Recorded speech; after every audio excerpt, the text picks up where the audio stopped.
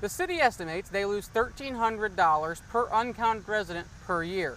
Over the 10-year lifespan of the census, that's $13,000 per uncounted resident. While crossing the goal line and getting into the end zone for a touchdown is the goal for just about any football player, in high school, it's about way more than just those on the field. New Bloomfield's plan to return includes 3 stages. Stage 1 is green. That is where elementary, middle, and high school students will all learn at the school in person. Stage 2 is yellow, where middle and high school students will go home to learn virtually, and elementary school students will be spread throughout the 3 buildings to socially distance. Stage 3 is red, where all elementary, middle, and high school students will be sent home to learn virtually. Despite rising COVID-19 numbers across the state of Missouri, Governor Mike Parson has refused to order a statewide mask mandate. The White House Coronavirus Task Force weekly report was released on Monday. When schools sent students home back in March, it left many kids without a very crucial part of their day, school lunch. That's when Dave Johnson, owner of the Broadway Diner, stepped up and began to feed area children. In recent years, this building has been a victim of vandalism.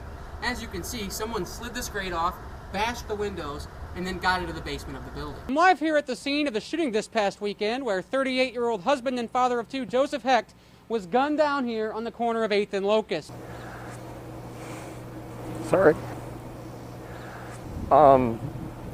Columbia Strengths, man. It's one of the most special places I've ever been aware of, and that those guys would be willing to step in for me today. It's just amazing.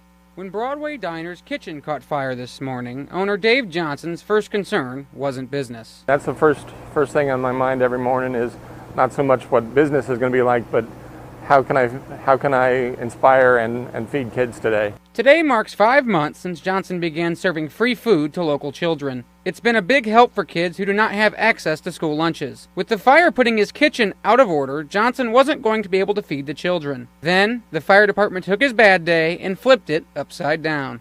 Even without asking me first, he offered their services to cook meals for us to hand out to the kids today. The fire department says all the praise should lie with Johnson. We just happened to be there whenever he needed some help, and we're simply filling in a gap for him and the great job that he's doing over there. The department says they want the entire community to help each other out. You know, it's the way you make a big place smaller through these kind of acts, and I think it's important that we're just there for each other.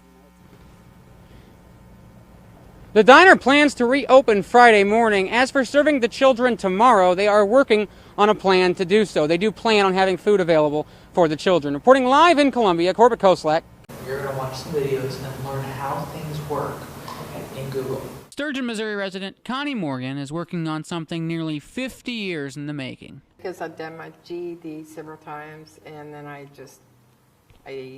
quit. Connie is 65 and saw an ad for an adult high school opening in Columbia. The Excel Center helps adults like her earn their high school diploma, whether for employment reasons or self-fulfillment. I just want to make myself better. Director Mike Reynolds says it's not just a second chance for the students. It's probably the best job I've had in a long time, because I get to reach out to the folks that somehow, some way we missed, that fell through the cracks. Right now, the Excel Center is just a few classrooms in the basement of an old building. But by January, this construction crew behind me will have completed a $1.1 million renovation to turn this old publishing building into a full-blown, functioning adult high school. In January, we'll have 6 full-size classrooms, we'll have a full-size cafeteria, we'll have a daycare, we'll have a keyless, key fob entry to all areas of the school.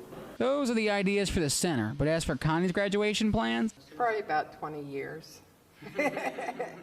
But through it all, she knows she's not alone. My whole family wants me to do it. Korbett Koselak, KOMU 8 News, Columbia.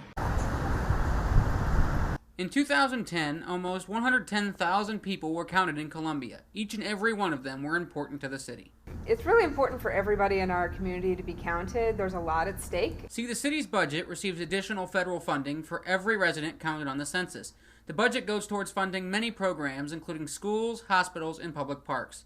Usually, the city would use local businesses and outreach programs to tell mid-Missourians about the census, but COVID-19 put a stop to that. COVID has definitely taken a hit to our outreach efforts, but that just means that we've had to be innovative in the way that we're reaching out to folks. The city estimates they lose $1,300 per uncounted resident per year. Over the 10-year lifespan of the census, That's $13,000 per uncounted resident.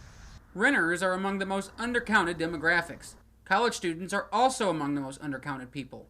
One student who filled out the census says the pandemic is only going to decrease the amount of his peers responding to the census. With COVID, a lot of people, left town. They didn't forward their mail, and stuff like that is just kind of sitting. Getting people wrapped up in everyday lives to take time to fill out the census is a tall task, but the city says it affects everyone. Businesses look at that data when looking at where to bring new jobs, and so even though people have other things on their mind, we're encouraging folks to take a few minutes to fill out the census because it has a huge impact for 10 years. Korbett Koselak, KMU8 News, Columbia. When Paige Bedsworth is in the circle, the umpire does this a lot. Bedsworth entered Tuesday night with 999 strikeouts. She finished with 1,011. The accomplishment is great, but for Bedsworth, it's a family affair. They're the best support system, and they're always pushing me to be better. It's an unbelievable accomplishment that I think she's earned with her work ethic and all the hours she's put in practicing. It's just great to have them there always supporting me. The family atmosphere doesn't stop there. It's very humbling because you just feel the love and support from all the parents and the fans and the players and coaches. Paige says she's had help on the way to 1,000 strikeouts. Definitely all my coaches that I've had over the years and my parents, taking me everywhere, all the practices, and coaches instructing me, telling me what to do, and just pushing me to be the best. Tolton lost to St. Dominic on Wednesday, but still hopes to make a run at state. Her goal is to help this team go as far as they can in state and hopefully bring back a state championship for Tolton. Korbett Koselak, KMU8 News, Columbia. Chiefs Kingdom spent generations waiting on a moment like this.